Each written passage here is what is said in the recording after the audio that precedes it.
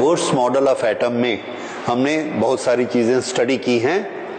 जो है सबसे पहले जो रदरफोर्ड ने फॉर्मूला निकाला था, energy is equal to E square upon 8 pi epsilon naught R, R is the radius of electron.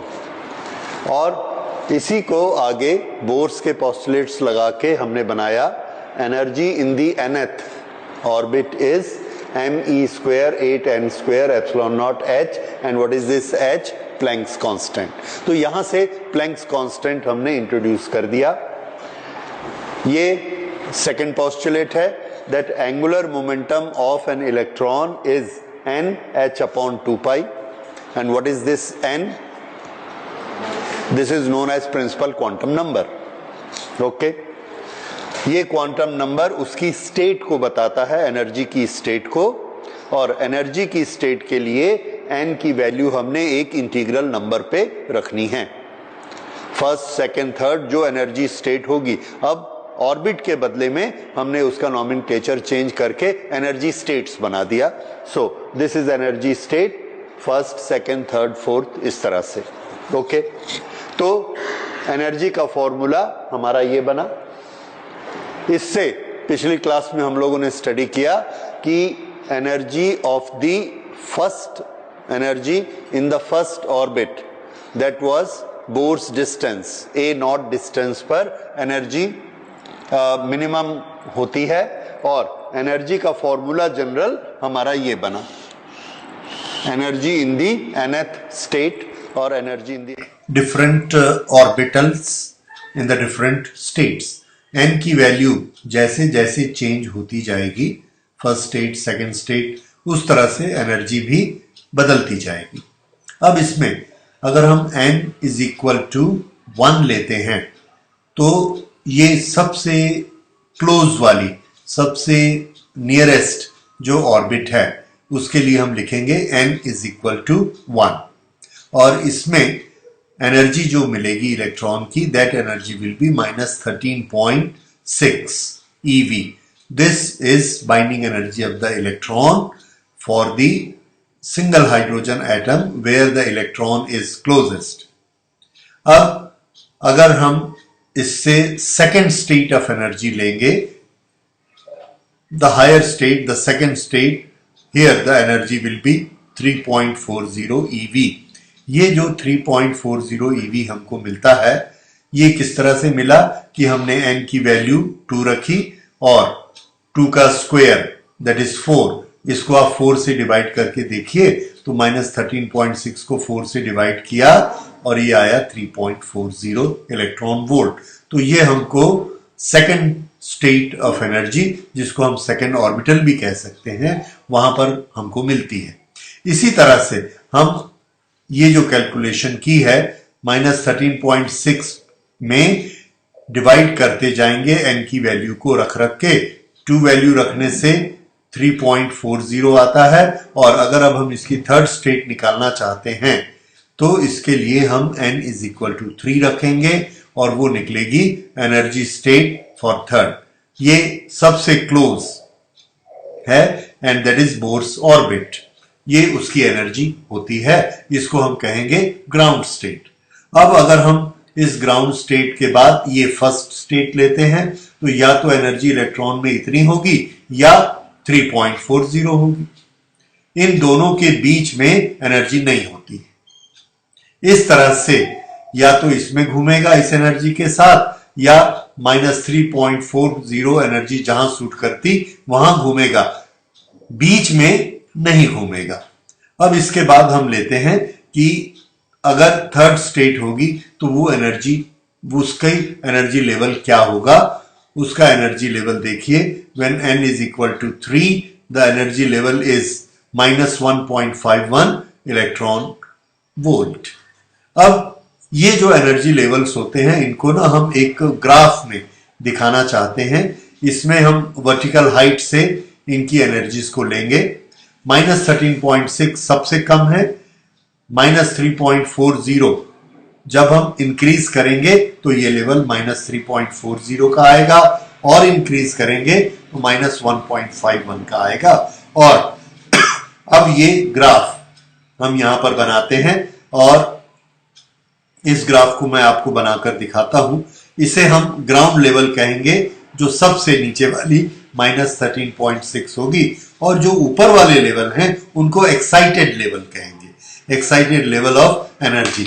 तो अब मैं ये ग्राफ बनाता हूं और देखिए अलग अलग लेवल को हम कैसे एग्जिबिट करते हैं। इस चीज को एक बार फिर देखिए, -13.6 सबसे कम एनर्जी, इसका हम ग्राफ बनाते हैं, हाइट को एनर्जी पे लेते हैं, तो सबसे कम -13.6, इस एनर्जी लेवल को क्या कहेंगे? Ground state, ground.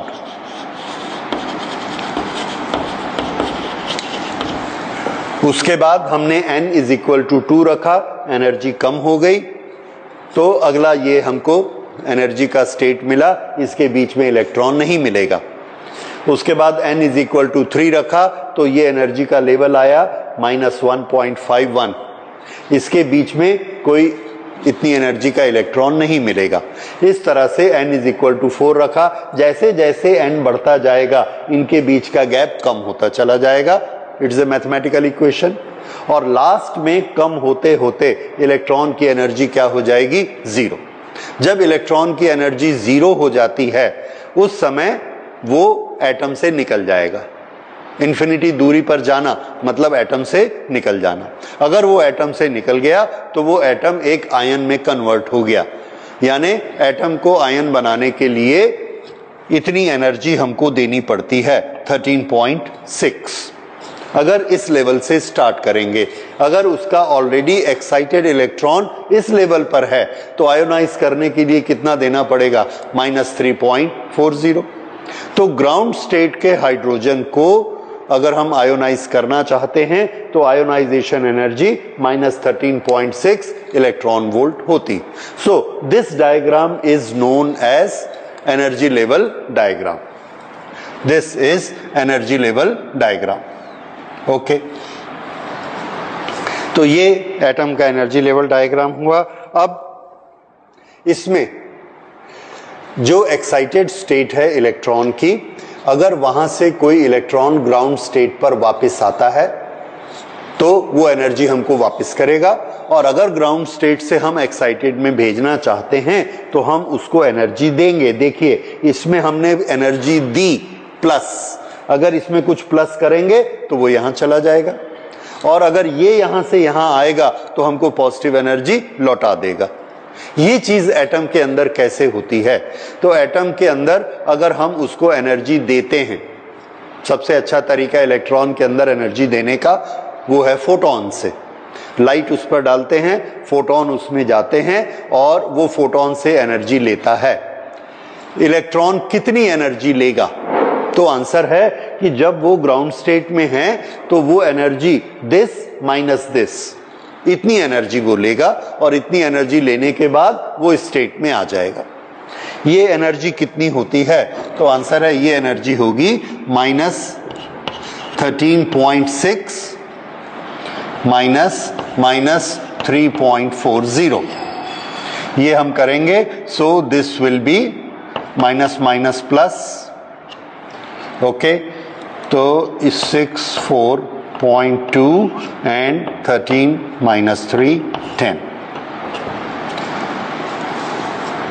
ये एनर्जी अगर हम इसको दें 10.2 तो ये कहां चला जाएगा? इस स्टेट में। इतनी एनर्जी वाला फोटॉन आएगा, इसको एनर्जी देगा और ये इस लेवल पर चला जाएगा।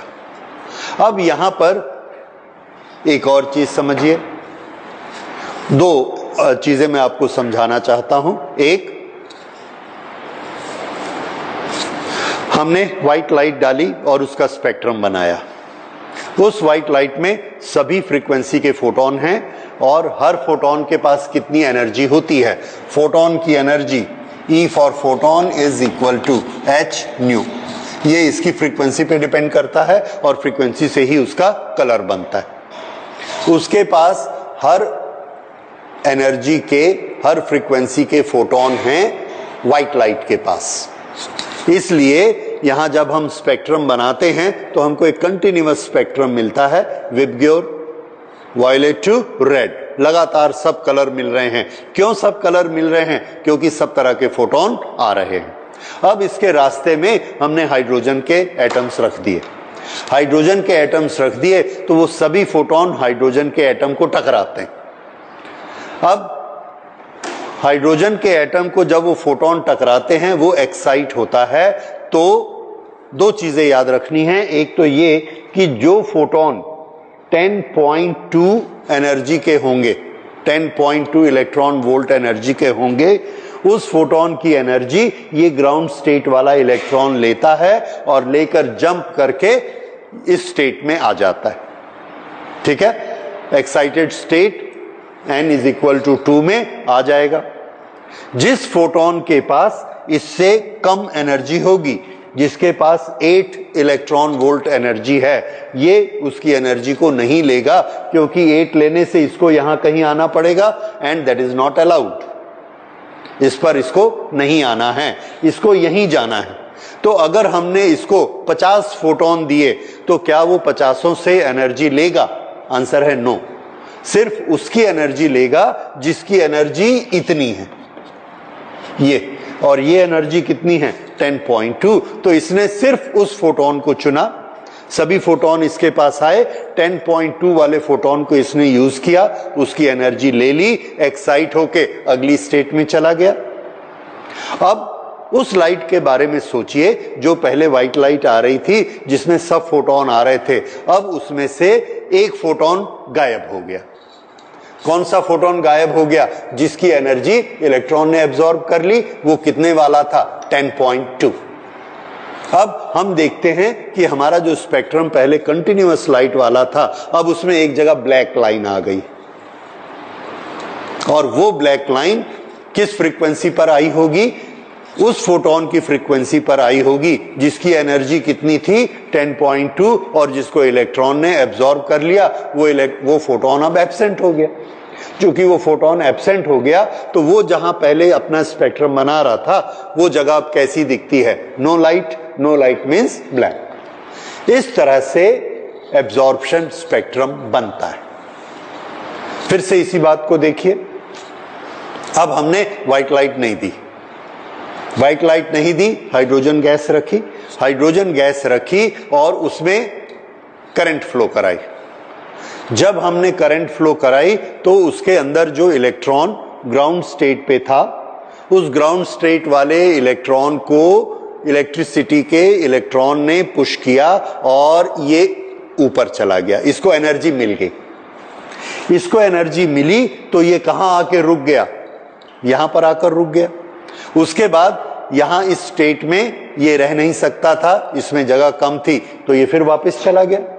अब अगर ये वापस चला गया तो कितनी एनर्जी वापस करेगा? तो आंसर है ये एनर्जी वापस करेगा 10.2। जब ये 10.2 एनर्जी वापस करेगा तो इलेक्ट्रॉन किस फॉर्म में एनर्जी वापस करता है? फोटोन के फॉर्म में वापस करता है। तो वहां से फोटोन निकला, कितनी एनर्जी वाला? 10.2। अब 10.2 वाले फोटोन कई एक पर्टिकुलर फ्रीक्वेंसी होती है, और हमारी जो स्क्रीन है जो पूरी ब्लैक थी उसमें हम क्या देखते हैं? एक जगह लाइट आई। वो जगह कौन सी है? अब आप पहचान रहे हैं, वो 10.2 वाली जगह है। तो जब हम गैस को एक्साइट करते हैं उसमें से लाइट निकलती है, लाइट निकलती है तो इलेक्ट्रॉन यहां से यहां वापस आ रहा होता है, और उस लाइट की जो एनर्जी है फोटोन की, वो वही एनर्जी होगी कौन सी? जब हम व्हाइट लाइट का फोटोन इस पर देंगे तो वो उसी फोटोन को एब्जॉर्ब कर लेता है। तो अगर उसको एब्जॉर्ब करना है तो भी 10.2 वाला चाहिए, और अगर उसको एमिट करना है तो भी 10.2 वाला ही चाहिए। समझ में आया? तो जब वो एमिट करेगा तो हमको उसका स्पेक्ट्रम मिलेगा, दैट इज एमिशन स्पेक्ट्रम। उस समय हमारी स्क्रीन कैसी है? ब्लैक, और हाइड्रोजन में हम इलेक्ट्रिसिटी पार कर रहे हैं, और वहां से हमको वो फोटोन बन के आया 10.2 वाला। और अगर हमने व्हाइट लाइट दी है और ये बीच में डाल दिया तो उस फोटोन को ये एब्जॉर्ब करेगा, एब्जॉर्ब करके यहां से यहां चला जाएगा। इसने उसको यूज कर लिया तो उसका स्पेक्ट्रम कैसा बन गया? ब्लैक। इसलिए दोनों की जगह एक ही मिलेगी, भले वो एमिशन स्पेक्ट्रम हो भले वो एब्जॉर्प्शन स्पेक्ट्रम। ये तरीका समझ में आ गया? अच्छा, अब मान लीजिए हमारे पास ये कुछ इलेक्ट्रॉन इस लेवल पर पहुंचे हुए हैं, इनका अगला लेवल ये है, ये इस लेवल पर ये जितनी एनर्जी होती है इतनी एनर्जी का एक फोटोन मिल गया उनको। व्हाइट लाइट आ रही है, उसमें सभी तो 10.2 वाले नहीं हैं, कुछ इस लेवल के भी हैं। ये लेवल कितना है तो इसको देखिए, -3.40 और ये 1.51, ये आ गया, दिस इज 9, 1.89 1.89 एनर्जी का फोटोन एक आता है। बहुत सारे आते हैं तो उसमें जो 1.89 था वो भी एब्जॉर्ब हो गया। क्यों? वो किसको चाहिए था? वो इसको चाहिए था, क्योंकि ये अपने अगले स्टेट में यहां जाना चाहता है। तो अगर ये यहां जाना चाहेगा तो इसको कितनी एनर्जी लगेगी? 1.89। तो इसने 1.89 वाला फोटोन उसमें से ले लिया। या हम ये कहेंगे दिस, इतनी एनर्जी प्लस इतनी एनर्जी, इतनी एनर्जी वाला फोटोन उसने एब्जॉर्ब कर लिया, नॉट दिस। ये एनर्जी वाला फोटोन ये एक्साइट स्टेट में है, इसने ले लिया। या इसको और इसको ऐड कर दीजिए, ये टोटल एनर्जी वाला फोटोन ये वाला उठा लेगा, इसको करके यहां पहुंच जाएगा। वो फोटोन भी गायब हो गया। और अगर वो फोटोन गायब हो गया तो उसकी जगह पर भी क्या आएगी? दूसरी ब्लैक लाइन आएगी। इस तरह से तीसरी ब्लैक लाइन इसके कारण आएगी, चौथी ब्लैक लाइन इसके कारण आएगी, पांचवी इसके आएगी, और ये सब लाइन अब आपस में कैसी होती जा रही हैं? नजदीक होते जा रही हैं। This explains different series of spectra what we receive. Balmer का स्पेक्ट्रा हमको मिला था, दूसरे स्पेक्ट्रम मिले थे। सब स्पेक्ट्रम के पीछे कौन है? Energy levels. और एनर्जी लेवल की ये थ्योरी कि जब उसको एक्साइट करेंगे, इसको हमने एनर्जी दी, ये ग्राउंड लेवल पर वापस आता है, लाइट निकालेगा।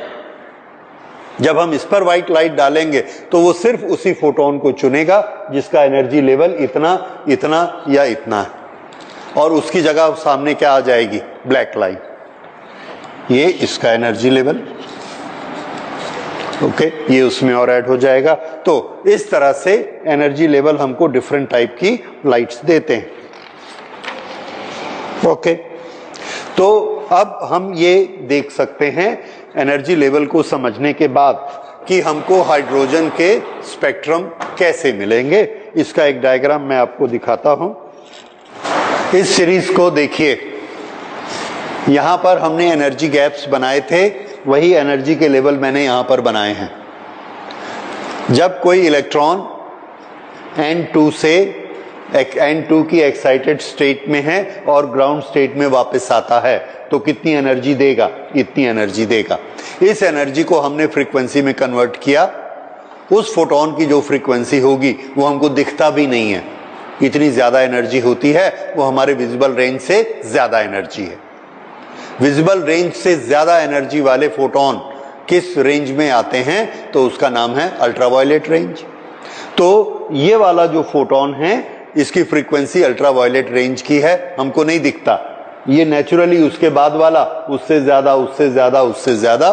तो इसमें सारे फोटोन जो मिलते हैं अल्ट्रावायलेट रेंज के मिलते हैं। इसमें भी हमको ब्लैक लाइंस मिलती हैं पर हमको दिखती नहीं है, हमको दूसरा तरीका करके उसको देखना पड़ता है, स्टडी करना पड़ता है। तो ये जो सीरीज बनी, किसकी सीरीज? स्पेक्ट्रा की। स्पेक्ट्रम में जो ब्लैक लाइंस आई थी उसकी सीरीज। ये जो सीरीज बनती है, जो फोटोन एब्जॉर्ब होके ब्लैक लाइंस देते हैं, ये सीरीज किसने बनाई थी? लेमन ने। So this is known as Lyman series. और ये किस रेंज में बनती है? अल्ट्रावायलेट। इनकी एनर्जी इतनी ज्यादा होती है। इससे कम एनर्जी वाले फोटोन कब रिलीज होंगे या कब एब्जॉर्ब होंगे? वो देखिए, वो वाले इलेक्ट्रॉन होते हैं जो N2 से N2 से ऊपर ज्यादा एक्साइटेड स्टेट में जाते हैं, लेकिन स्टार्ट कहां से करते हैं? N2 से। एब्जॉर्ब होना है तो यहां से एब्जॉर्ब होके यहां तक जाएंगे, और अगर एनर्जी रिलीज करना है तो एनर्जी रिलीज करके N2 पर आकर रुक जाएगी, उनकी एनर्जी लेवल ग्राउंड लेवल पर नहीं जाएगा। ये वाले भी फोटोन होंगे। तो फोटोन तो सब तरह के व्हाइट लाइट में होते हैं, और जब हम एक्साइट करते हैं तो सब तरह के फोटोन निकलते हैं। हमको सिर्फ वो फोटोन निकलते हैं जिसके लिए हमारी आईज रिस्पॉन्ड करती हैं, और हमारी आईज जिस एनर्जी के लिए रिस्पॉन्ड करती हैं वो एनर्जी इतनी होती है, ये इतनी एनर्जी या इतनी एनर्जी या इतनी एनर्जी। अगर वो एनर्जी इतनी ज्यादा हो जाए तो हमारी आंखें उसको रिस्पॉन्ड नहीं करती, we call it ultraviolet waves. ठीक है, ओके। तो ये इतनी एनर्जी हमको कम से कम चाहिए, इतनी होगी तो भी हमको दिखेगा, ये कम से कम एनर्जी होगी हमको रेड दिखेगा, उसके बाद हमको दूसरे कलर दिखेंगे, वॉयलेट कलर दिखेगा। तो ये सारे कलर्स हमको दिखते हैं, और ये सीरीज कौन सी है? बामर series. This is visible light.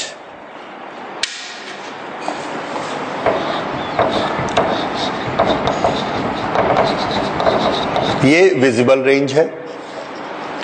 कुछ इलेक्ट्रॉन का एक्साइटेशन इसके बीच में होता है फोटोन के कारण। अगर हम एनर्जी देंगे और वो इस लेवल से इस लेवल पर आ जाएंगे तो उसमें से भी रेज निकलेंगी, पर उस रेज की एनर्जी सिर्फ इतनी रहेगी जो कि बहुत कम है। और हमको कब दिखना शुरू होता है? जब इतना लेवल रहता है। ये एनर्जी चूंकि उससे कम है इसलिए ये लाइट हमको दिखती नहीं है।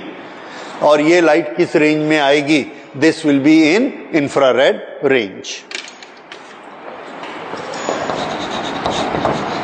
इंफ्रारेड, और इंफ्रारेड का ही एक और सीरीज बनती है, दैट इज ब्रैकेट सीरीज। वो आप कह सकते हैं हीट के रेंज में बनेगी या और कम, इसको भी इंफ्रारेड ही कहेंगे क्योंकि रेड से कम होती है।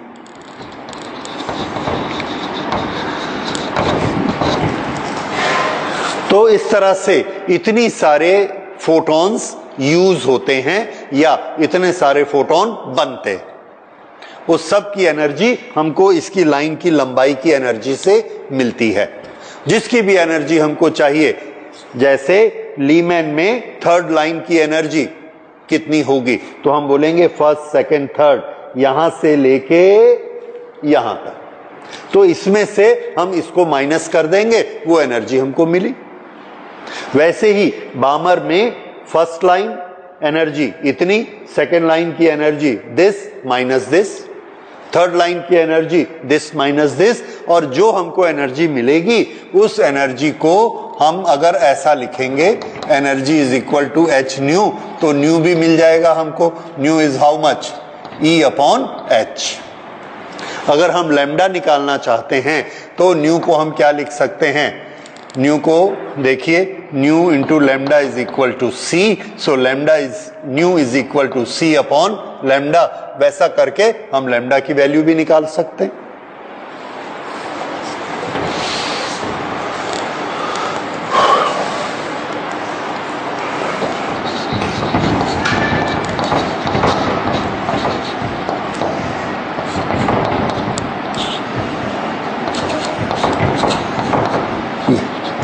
ये हमने लैम्डा का फॉर्मूला बना लिया। इस तरह से जो वेव्स निकलेंगी फोटोन की, उसका लैम्डा हम इससे निकाल सकते हैं। एनर्जी हमको ये लेनी है, और इसमें हमने देखा वेवलेंथ या फ्रीक्वेंसी जो विजिबल रेंज की होती है उसकी पूरी सीरीज को बामर ने पहले डिस्क्राइब किया, so that is known as Balmer series. अब ये जो हमने एनर्जी लेवल के डायग्राम बनाए, इसके रिजल्ट्स थ्योरेटिकली और प्रैक्टिकली दोनों आपस में मैच करते थे। अगर ये दोनों मैच करते हैं तो इसका मतलब हमारा ये एनर्जी लेवल का जो कैलकुलेशन है वो करेक्ट है। और ये कैलकुलेशन हमने किसके बेसिस पर किया? ये हमने बोर्स के एटम मॉडल के बेसिस पर इसको हमने बनाया। अब बोर का एटम मॉडल के बेसिस पर थ्योरेटिकली हमने ये एनर्जीज निकाली और प्रैक्टिकली देखा कि इस कलर की जो लाइट आती है उसकी एनर्जी और फ्रीक्वेंसी इतनी ही होती है। What does it prove? इससे ये प्रूफ हुआ कि बोर ने जो मॉडल बनाया that model was correct model.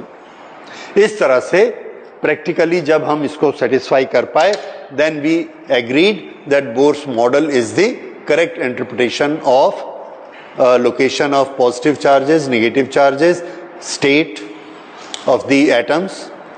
Okay, so this was the proof of Bohr's model.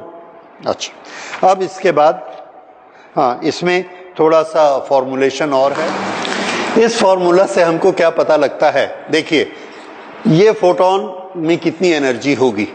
इस फोटोन की एनर्जी के लिए हम क्या निकालेंगे, energy final minus energy initial, ठीक है। उसके लिए ये हमने फॉर्मूला बनाया that energy is energy final minus energy initial.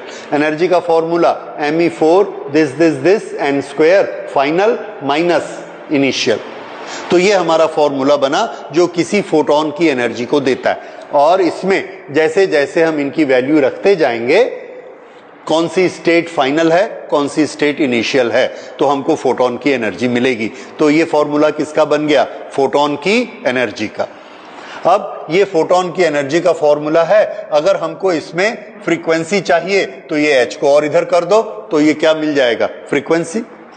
तो फोटोन कितनी एनर्जी वाला मिलेगा, फोटोन की फ्रीक्वेंसी क्या होगी, उसके लिए ये फॉर्मूला यूज करना है। इसको न्यूमेरिकल्स में भी हम अभी यूज करेंगे ये। तो इस तरह से फोटोन की एनर्जी का, फोटोन की फ्रीक्वेंसी का पता लगेगा। अगर वो फ्रीक्वेंसी पे हमारी आइज रिस्पॉन्ड करती हैं तो हम क्या बोलेंगे, वो विजिबल लाइट है, और उससे ज्यादा है तो वो अल्ट्रावायलेट है, दैट डजंट मैटर। हमारे लिए पूरा वेव का एक स्पेक्ट्रम मिलता है। ये किस लेवल से किस लेवल तक आने से फोटोन की एनर्जी क्या होगी, ये फॉर्मूला हमको देता है। That is the importance of this formula. और इसमें ये वाली जो क्वांटिटी है mass of electron, this is E charge, epsilon और प्लैंक्स कांस्टेंट, ये सारे कांस्टेंट हमको पता हैं। अगर हम इन सबको कैलकुलेट कर लेते हैं तो ये क्या बन जाता है, ये एच को भी इधर ले आए तो ये कहाँ, यहाँ क्या बचा, फ्रीक्वेंसी। तो ये वाली चीज इधर आ जाएगी तो ये क्या बन जाएगा, रिडबर्ग्स कांस्टेंट। उस पूरे कांस्टेंट्स को मिला के रिडबर्ग कांस्टेंट बना। इसे मुझे लिखना चाहिए था एक और, फ्रीक्वेंसी, यहां लिख लेते हैं फ्रीक्वेंसी इनिशियल टू फाइनल। जो भी हम दो लेवल चूज करेंगे उसकी फ्रीक्वेंसी हमको कितनी मिलने वाली है वो हमने यहां पर ले ली।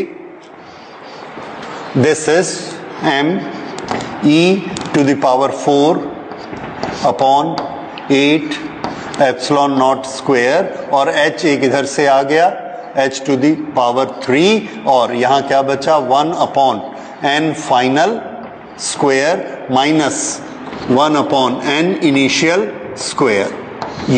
ये हमको देगा फ्रीक्वेंसी ऑफ द फोटोन, भले वो फोटोन एमिट हो रहा हो भले वो फोटोन निकल रहा हो।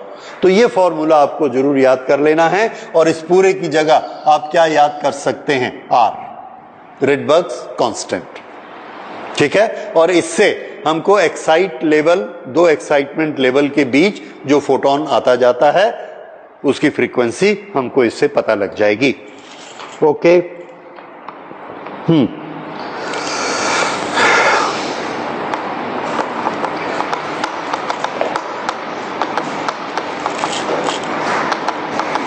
ठीक है। इसके एग्जाम्पल दिए हुए एनसीईआरटी में आप देख सकते हैं, जैसे रिडबर्ग फॉर्मूला को यूज करके लीमैन सीरीज का फर्स्ट लाइन के फोटोन की फ्रीक्वेंसी निकालनी। इसका किस तरह से होगा, using the Rydberg formula calculate wavelength of the first 4 spectrum lines in the Lehmann series of the hydrogen spectrum. ये हाइड्रोजन का स्पेक्ट्रम है, उसके अंदर ये लीमैन सीरीज है, इसकी पहली दूसरी तीसरी चौथी 4 लाइन के जो फोटॉन्स हैं उसकी फ्रीक्वेंसी निकालनी। तो इसको किस तरह से निकालेंगे, हर एक के लिए ये जो है ये वाला R का वैल्यू हमको पता है, फ्रीक्वेंसी हमको निकालनी है। फ्रीक्वेंसी, पहली लाइन की फ्रीक्वेंसी निकालते हैं, this is equal to R की वैल्यू क्या रखेंगे 1.03 इंटू 10 टू द पावर 7। अब ब्रैकेट में क्या आएगा बताइए? n final n initial.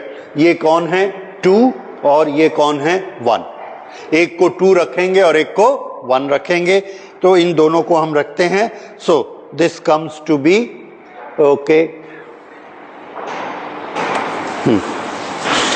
यहां से यहां तक इनिशियल में n की वैल्यू 2, फाइनल में n की वैल्यू 1, ये वाले फोटोन के लिए।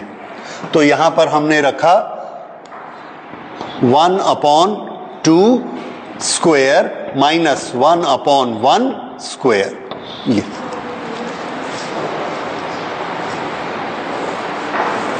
ओके। इनकी वैल्यू रखने के बाद हमने ओके इसको कैलकुलेट कर लिया।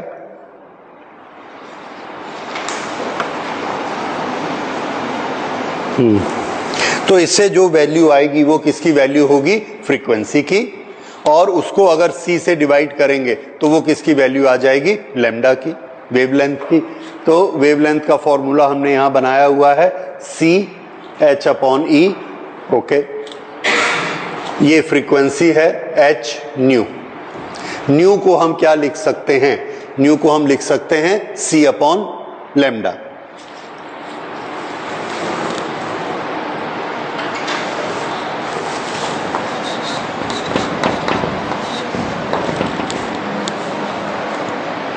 तो यहां से लैम्डा की वैल्यू हमको मिल जाएगी। ओके, उस फॉर्मूले को करके हम इसकी वैल्यू निकाल देंगे। और ये आप देखेंगे एग्जाम्पल में बना हुआ है।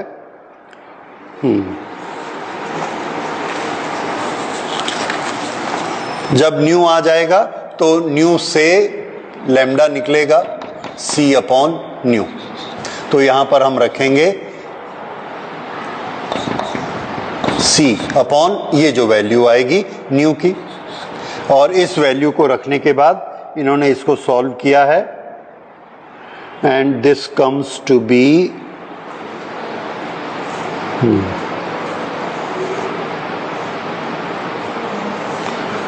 1218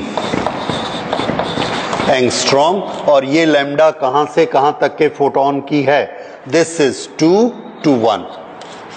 तो आप इसको सॉल्व करके देखेंगे, ये लैम्डा आना चाहिए 2 to 1 के लिए। लैम्डा किस तरह से निकाला जाएगा? C/फ्रीक्वेंसी। फ्रीक्वेंसी कैसे निकाली जाएगी? इस फॉर्मूला से, रिडबर्ग्स कांस्टेंट 1/फाइनल minus initial. Final minus initial को हम क्या लिखेंगे? 2 - 1। तो यहां पे हमने लिखा 2 का स्क्वायर माइनस 1 का स्क्वायर। ठीक है, इस तरह से फ्रीक्वेंसी के प्लस माइनस को माइंड मत करिए। वो एनर्जी निगेटिव लेंगे तो माइनस माइनस कैंसल होके प्लस हो जाएगा। तो फ्रीक्वेंसी हमेशा पॉजिटिव ही लेनी है। और अगर एक बार फ्रीक्वेंसी पता लग गई तो आप इसका लैम्डा पता लगा सकते हैं C/फ्रीक्वेंसी करके। तो ये जो रिडबर्ग्स फॉर्मूला है, इस रिडबर्ग्स कांस्टेंट को, रिडबर्ग फॉर्मूला को यूज करके हम किसी भी फोटोन के किस एक्साइटमेंट लेवल से कहां तक आया, इससे उसकी फ्रीक्वेंसी निकाल सकते हैं। ठीक है, तो ये फॉर्मूला याद रखिए। और इस चैप्टर से अगर कोई न्यूमेरिकल आता है तो इस फॉर्मूला को यूज करने के लिए आता है। तरीका आपने देखा किस तरह से यूज किया गया है। बस वही, दो एक्साइटमेंट लेवल के बीच फोटोन की फ्रीक्वेंसी निकालना, उसकी एनर्जी निकालना और उसकी वेवलेंथ निकालना। ठीक है, तो पहले हम क्या निकालेंगे? डिफरेंस से एनर्जी। एनर्जी किसके बराबर मिलेगी? h new. रिडबर्ग कांस्टेंट से क्या निकल जाएगा? न्यू। और उससे फिर हम क्या निकाल सकते हैं? लैम्डा। इस तरह से इसको यूज करना है। ओके, तो ये है different, this is hydrogen spectra.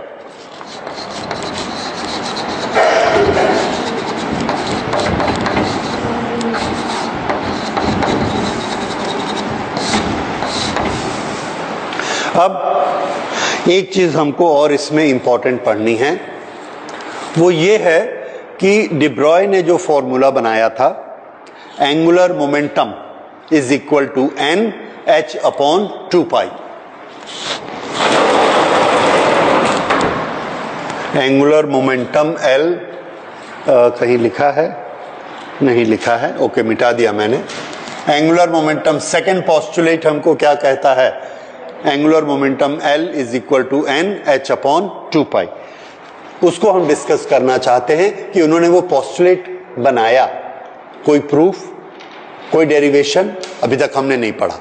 हमने सिर्फ ये पढ़ा कि उन्होंने बनाया कि एंगुलर मोमेंटम n स्टेट का कौन सा होगा, n h अपॉन 2 पाई। ये कैसे बन गया, इसको एक्सप्लेन किया डिब्रॉय ने। डिब्रॉय ने इसकी एक्सप्लेनेशन दी and there is a very satisfactory explanation, और उसको देखिए किस तरह से बना। सेकेंड पोस्टुलेट हमको क्या बताता है, that angular momentum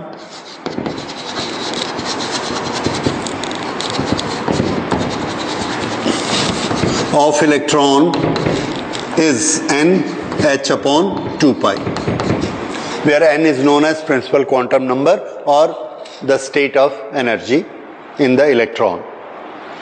n is equal to 1 2 3 4 अलग अलग स्टेट उसकी एनर्जी के होंगे।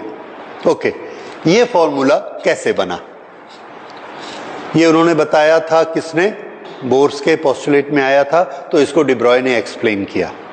डिब्रॉय ने इसको किस तरह से एक्सप्लेन किया, देखिए, दैट्स वेरी इंटरेस्टिंग। हम लोगों ने वेव्स के बारे में पढ़ा हुआ है क्लास 11th में, और वेव की फ्रीक्वेंसी के और उसकी वेव लेंथ के फॉर्मूलाज भी बनाए हुए हैं। हमने ट्रैवलिंग वेव के बारे में भी पढ़ा है और स्टेशनरी वेव के बारे में भी पढ़ा है। एक स्ट्रिंग को हमने ये दो पोजीशन के बीच में ऐसे बांध दिया और इसकी लेंथ है L। यहां पर हमने इसको प्लग किया, इसको प्लग करने से इसमें बहुत सारी वेव्स निकलनी शुरू होती, बहुत सारी वेव्स इसमें ट्रैवल करनी शुरू करती हैं और एनर्जी इधर से इधर ट्रैवल होती है। ये एनर्जी जब ट्रैवल होती है, इससे टकराकर एक रिफ्लेक्टिंग वेव बनती है और दोनों वेव आपस में ट्रांसपोज करती हैं, इंटरफियर करती हैं, और उस इंटरफेरेंस के कारण बहुत सारी फ्रीक्वेंसी की वेव्स एक दूसरे को नल कर देती हैं, बैलेंस कर देती हैं। इसको हम क्या कहते हैं, डिस्ट्रक्टिव सुपरपोजिशन। ओके, वो एक दूसरे को डिस्ट्रॉय कर देती हैं। बाद में हम क्या देखते हैं कि एक पर्टिकुलर फ्रीक्वेंसी और वेवलेंथ की वेव है जो डिस्ट्रॉय नहीं होती डिस्ट्रॉय क्यों नहीं होती, क्योंकि वो वेव जब यहां जाकर इससे टकराकर वापस आती है तो ये स्ट्रिंग या तो ऐसे हो जाती है या ऐसे हो जाती है। एक बार ऐसे होती है, फिर ऐसे होती है, फिर ऐसे होती है, फिर ऐसे होती है। ये एक वेव उसमें बच जाती है और बाकी वेव्स का क्या होता है, वो एक दूसरे से टकराकर डिस्ट्रॉय हो जाती। ये वाली जो वेव बचती है, इसके कारण ये इसमें एक स्टेशनरी वेव फॉर्म हो जाती है। ये स्टेशनरी वेव जो फॉर्म होती है, इसकी वेवलेंथ लैम्डा किसके बराबर होती है, ये यहां से यहां गया और ये यहां से यहां आया, 2L। ये दिख रहा है आपको, आधी वेव है। फुल वेव कैसी होती है, ऐसी। This is one wave lambda, तो ये वाला पोर्शन कितना हुआ, हाफ लैम्डा, तो यहां से यहां तक हाफ लैम्डा है, तो लैम्डा की वैल्यू कितनी आ गई, 2L। तो जब भी कोई लेंथ वाइब्रेट करती है तो उसके वाइब्रेशन की वेवलेंथ हमको किससे मिलती है, 2L से मिलती है। ये चीज समझ में आ गई।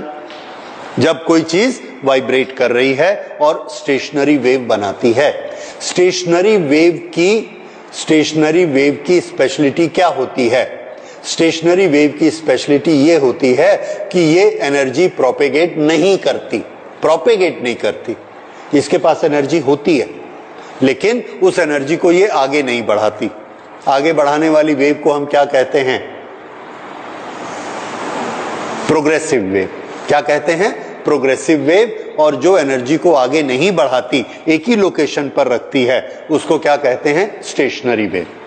स्टेशनरी वेव किससे बनती है, दो प्रोग्रेसिव वेव से। एक प्रोग्रेसिव ऐसा जाती है और एक आती है, दोनों आपस में कंबाइन होकर क्या बनाती हैं, स्टेशनरी वेव। ये एक इधर से गई, एक इधर से आई। शर्त क्या है, शर्त यह है कि इसके बीच का जो स्पेस है जहां पर वेव बन रही है वो स्पेस इसको सेटिस्फाई करना चाहिए। बाकी सारी वेव्स जो यहां से जा रही हैं, टकराकर आ रही हैं, इससे कम लैम्डा वाली या इससे ज्यादा लैम्डा वाली, वो एक दूसरे से टकराकर डिस्ट्रॉय हो जाएंगी। सिर्फ ये सरवाइव करेगी क्योंकि ये रिलेशन इसके पास होता है। ये स्टेशनरी वेव बनने की कंडीशन है। ओके, अब दूसरी चीज, जब इलेक्ट्रॉन न्यूक्लियस के चारों तरफ घूमता है तो वो एक वेव के कंट्रोल में होता है, और वो वेव कौन सी है? Matter wave. उसका एक क्लाउड हमको चारों तरफ दिखता है and that is de Broglie wave. वो de Broglie वेव की लेंथ कितनी होती है? तो एक न्यूक्लियस, इस न्यूक्लियस के चारों तरफ ये इलेक्ट्रॉन का क्लाउड बना, ये इसमें इलेक्ट्रॉन कहां पर है दैट इज अनसर्टेन, ठीक है, लेकिन इसकी लेंथ हमको मालूम। अगर ये रेडियस इसका r है तो इस टोटल की लेंथ कितनी होगी? 2 पाई r। पहला इलेक्ट्रॉन जो न्यूक्लियस के चारों तरफ घूमता है उसका डिस्टेंस कितना होता है? ये हम लोगों ने कल पढ़ा, a0, दैट इज क्या नाम साइंटिस्ट का? Bohr's radius, a0। तो इसकी पूरे की लंबाई कितनी हो गई? 2 पाई इंटू a0। तो इसकी लेंथ 2 पाई इंटू a0 हुई। अब उसके बाद अगली चीज, ये जब इलेक्ट्रॉन घूमेगा तो बहुत सारी फ्रीक्वेंसीज जनरेट होंगी एनर्जी की। वो फ्रीक्वेंसीज कौन सी वेव में? इसकी जो मैटर वेव बन रही है उस वेव में बहुत सारी फ्रीक्वेंसीज जनरेट होंगी, बहुत सारी वेवलेंथ होंगी, एक दूसरे से टकराएंगी, एक दूसरे को डिस्ट्रॉय करेंगी, सुपरपोज करेंगी। लास्ट में बचेगी कौन सी वेव? जो इस रिलेशन को मेंटेन करेगी। ठीक है, तो हम क्या देखते हैं कि यहां पर एक मैटर वेव बनती है। यहां पर ये जो मैटर वेव का ऐसे क्लाउड बनता है, इस मैटर वेव की क्लाउड का वेवलेंथ कितना होना चाहिए?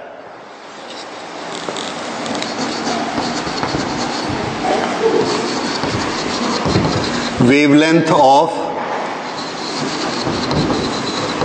Electron wave should satisfy relation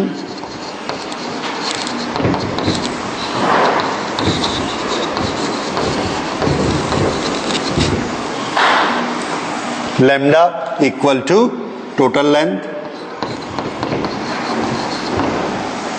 ये 2L। अब ये 2L कितना होता है?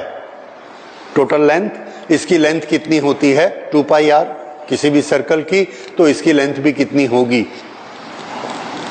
और lambda is equal to, this will be 2 into 2 pi r, that is 4 pi a0। इतना होना चाहिए। ओके, ये इसकी हमने वेवलेंथ निकाली, लेकिन इस वेवलेंथ का फॉर्मूला हमको मालूम है। हमको ये भी मालूम है कि ये स्टेशनरी वेव इसी स्ट्रिंग में और एक तरीके से बनती है। वो तरीका क्या है? ऐसे वाइब्रेट करेगी, फिर ऐसे वाइब्रेट करेगी। ऐसे में क्या रिलेशन होगा? Lambda is equal to L. और अगर ये इस तरह से वाइब्रेट करती है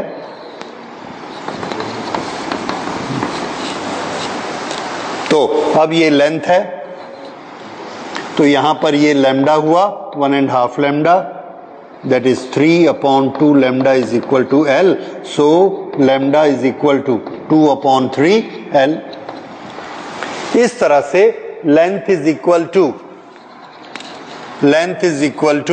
ये लेंथ इज इक्वल टू इस तरह से इसके अलग अलग लेंथ हो सकती हैं, अलग अलग लैम्डा आएंगे। तो इसमें कोई भी लैम्डा की वैल्यू नहीं आएगी, एक पर्टिकुलर वैल्यू आएगी। या तो lambda is equal to 2L आएगा, lambda is equal to 2L आएगा, या lambda is equal to 1L आएगा, या lambda is equal to 2/3L आएगा, इस तरह से इसके बाद 2/5 आएगा, ऐसे बदलते चले जाएंगे। ओके, इसकी फ्रीक्वेंसीज और लैम्डा ये हमने स्टेशनरी वेव्स में पढ़ा हुआ है। ओके, इसको तो इसका जो जनरल फॉर्मूला होता है that length of the string should be equal to n lambda. Lambda का होल नंबर होना चाहिए, तब स्टेशनरी वेव्स बनती हैं। ओके, ये हमारी स्टेशनरी वेव्स की कंडीशन है।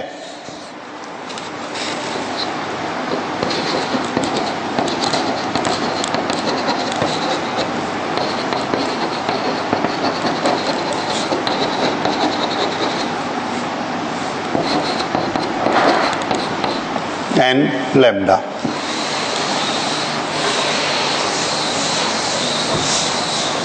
अब यहां पर L total length, this is 2 pi a naught, this should be equal to n lambda। और हम ये देखते हैं कि यहां पर बहुत सारी, हम सोच सकते हैं कि यहां पर बहुत सारी स्टेशनरी वेव्स बनी होंगी। ये इसी से एक स्ट्रिंग को आप गोल घुमा लीजिए तो यहां पर आपको वेव्स ऐसी दिखेंगी।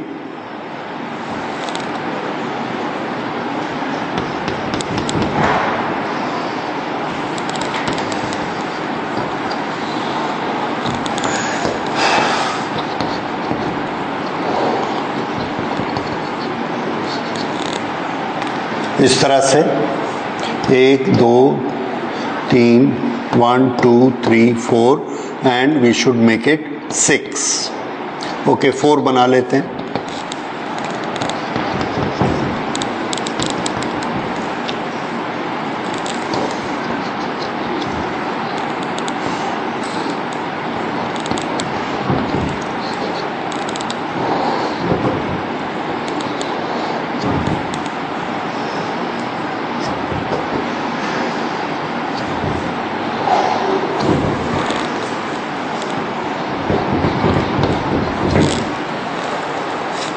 इस तरह का फिगर आप बनाएंगे।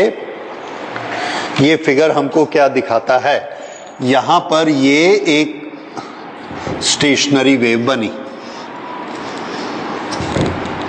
ये, और यहां से यहां तक इसकी लेंथ कितनी हो गई, ये एक क्रेस्ट और ये एक ट्रफ लैम्डा। फिर यहां से यहां तक एक दूसरी बनी,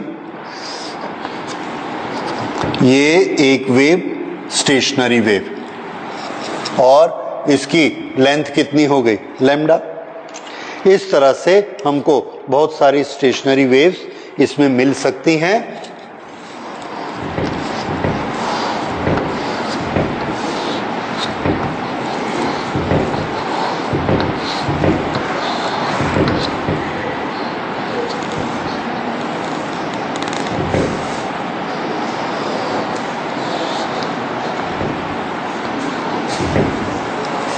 ये एनर्जी क्लाउड्स बने स्टेशनरी वेव के फॉर्म में। तो रिजल्ट इतनी एक्सरसाइज का क्या हुआ कि जब इलेक्ट्रॉन न्यूक्लियस के चारों तरफ घूमते हैं तो जो मैटर वेव होती है, मैटर वेव का फॉर्मेट कैसा हो जाता है, स्टेशनरी वेव का।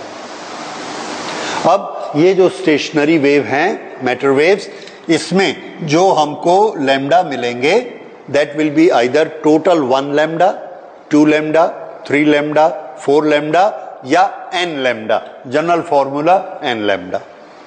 और इसकी टोटल लेंथ कितनी है, ये इसकी टोटल लेंथ है, और टोटल लेंथ है इसकी 2 pi into a। This 2 pi a is equal to n lambda. अब इसमें हमको वैल्यूज मालूम है और उन वैल्यूज को हम प्लेस करते हैं इसमें। तो देखिए, ये 2 पाई r इसकी लेंथ, ये लैम्डा का मल्टीपल होना चाहिए, तो हमने इसको लिखा n लैम्डा। अब ये इलेक्ट्रॉन है, इलेक्ट्रॉन और फोटोन दोनों का हमने जब ड्यूअल नेचर हम पढ़ रहे थे, डी ब्रॉय हाइपोथेसिस पढ़ी थी, और उसमें हमने प्रूफ किया था कि उसका लैम्डा किसके बराबर होता है? h अपॉन p। Lambda is equal to h अपॉन p for photon as well as for electron. तो यहां हमने उसको किसके लिए यूज किया? इलेक्ट्रॉन के लिए, de Broglie हाइपोथेसिस से। So lambda is equal to h अपॉन p। What is p? p is momentum. Momentum चूंकि इलेक्ट्रॉन की वेलोसिटी लाइट की वेलोसिटी से बहुत कम है, तो इसका मोमेंटम हम कितना ले सकते हैं? Mass into velocity.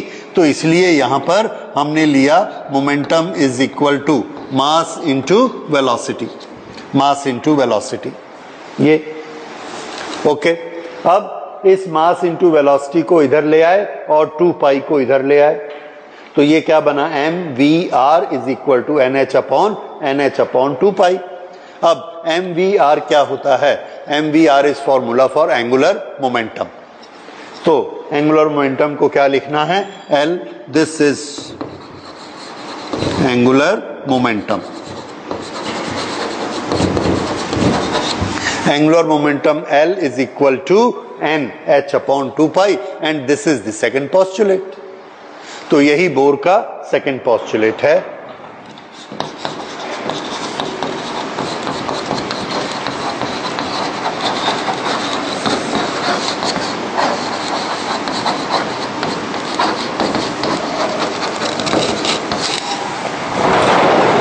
अब de Broglie की थ्योरी को हम लोग प्रूव कर चुके हैं by practical in the lab. इसलिए अगर de Broglie की थ्योरी ठीक है तो ये हमारा सोचना सब करेक्ट है, और अगर ये सोचना करेक्ट है तो इसका मतलब L is equal to nh upon 2 pi correct है। इसका मतलब बोर्स का पोस्टुलेट करेक्ट है। तो इससे हम बोर्स के पोस्टुलेट को प्रूव करते हैं that L is equal to nh upon 2 pi. Angular momentum of electron has this formula.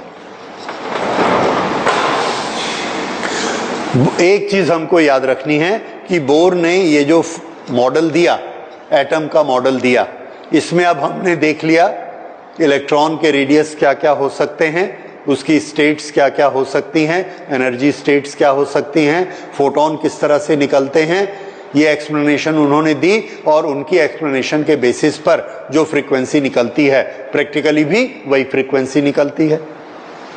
ये इसका प्रूफ था। उसके बाद उन्होंने अपने पोस्टुलेट के बेसिस पर जो एंगुलर मोमेंटम का फॉर्मूला बताया था, de Broglie ने प्रूव किया कि वो फॉर्मूला भी ठीक है। तीसरा, इसमें एनर्जी कहीं वेस्ट या ट्रैवल नहीं होती। क्यों? क्योंकि de Broglie ने क्या बताया कि ये कौन सी वेव्स हैं? Stationary waves. और स्टेशनरी वेव एनर्जी को प्रोपेगेट नहीं करती, उसी जगह पर एनर्जी को रखती। और इसलिए ये भी प्रूफ हो गया कि जो पहले डाउट था कि इलेक्ट्रॉन के चलने से एनर्जी खर्च होती है, एनर्जी खर्च नहीं होती। इसीलिए इलेक्ट्रॉन हमेशा अपनी जगह पर चलते रहते हैं, क्योंकि वेव्स कौन सी हैं? Stationary waves. और ये सेकंड पोस्टुलेट भी प्रूफ हो गया। With all these proofs, Bohr's model is suppose to be the best model till date कि एटम के अंदर क्या अरेंजमेंट होते हैं। ठीक है, so this is all about atom and Bohr's model. Okay, so इसके बाद ये जो एटम का मॉडल था, इसके लिमिटेशन ये हैं कि ये एटम का मॉडल ये सोचकर बनाया गया जिसमें एक सिंगल इलेक्ट्रॉन होता है। जिसमें सिंगल इलेक्ट्रॉन होता है उसको हम हाइड्रोजन के से जैसा हाइड्रोजेनिक एटम कहते हैं। और ये जितने आपने इसके देखे, ये सब हाइड्रोजेनिक एटम के ही फीचर्स हैं। लेकिन जब बड़े एटम हो जाते हैं जिसमें एक से ज्यादा ऑर्बिट हो और एक से ज्यादा इलेक्ट्रॉन हो, तो ये सारे फॉर्मूला उसके लिए करेक्ट नहीं होते। So Bohr's atom model is for hydrogenic atoms only. For Bohr's model is for hydrogenic atoms. only. Hydrogenic means what? Single electron. अगर एक से ज्यादा इलेक्ट्रॉन होते हैं तो ये क्यों नहीं चलता? क्योंकि अभी तक हमने जो फोर्स और एनर्जी सोची है एक इलेक्ट्रॉन और एक न्यूक्लियस के बीच की है। अगर एक से ज्यादा इलेक्ट्रॉन हो जाते हैं तो वो इलेक्ट्रॉन आपस में एक एनर्जी का पैकेज बनाएंगे। उस एनर्जी को हम कंसीडर नहीं कर रहे, वो एनर्जी यहां कंसीडर नहीं की गई है, इसलिए ये वाले फॉर्मूला मल्टी इलेक्ट्रॉन एटम्स पर करेक्टली नहीं चलते।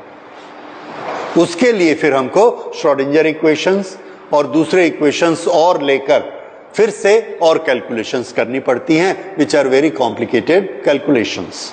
हमने सिर्फ ये स्टडी किया कि शुरू में जो एटम का मॉडल डेवलप हुआ वो कौन कौन सी प्रोसेस से हुआ। तो पहले थॉमसन ने मॉडल बनाया, थॉमसन के बाद रदरफोर्ड ने उसमें करेक्शन किए, ऑर्बिट्स बनाए। रदरफोर्ड के बाद बोर ने करेक्शन किए कि ऑर्बिट्स की बजाय उन्होंने क्या बनाए, एनर्जी स्टेट्स या ऑर्बिटल्स ये बनाए। और उसके प्रूफ में कौन सामने आए, डिब्रॉय। इन्होंने प्रूफ किया दैट वाज करेक्ट और हर चीज उसकी फिट हो गई। प्रैक्टिकली भी वही मिलता है जो उन्होंने थ्योरेटिकल बनाया। सो this was a basic study of atom. So we close it here today.